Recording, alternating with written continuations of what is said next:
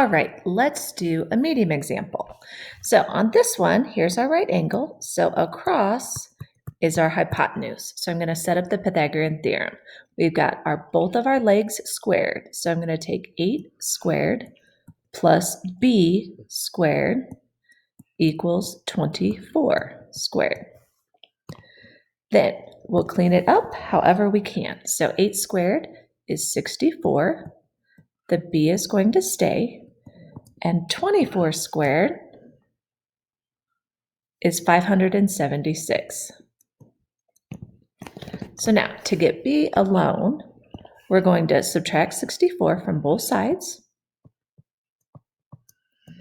And we're left with b squared equals 512. Now, on a calculator, I would type that in, and I would take the square root. So on my calculator, I got 22.6. Well, since that's a decimal, we're going to have to do some simplifying.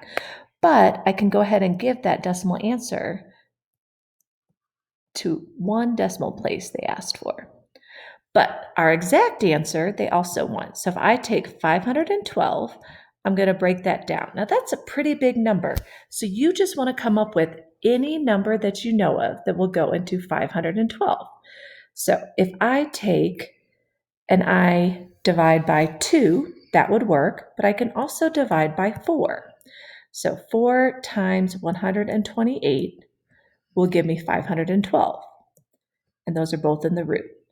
The square root of 4 is 2, so I'm going to bring that out. Now, I also need to keep breaking down 128, and I can tell that 4 goes in there. So 4 times 32 will also give me 128. So this is going to get a little long. I'll change colors. The square root of 4, another 2 comes out. And I'm going to try to break down 32. Now, at this point, I can keep going by 4, or I know that it's 2 times 16. So if you can come up with bigger numbers that are perfect squares, it will definitely help. So the square root of 16 is 4. So a 4 comes out, and that root 2 stays in. And then we multiply all the outside numbers back together. So 2 times 2 times 4 is 16 root 2. And that would be the simplified root answer.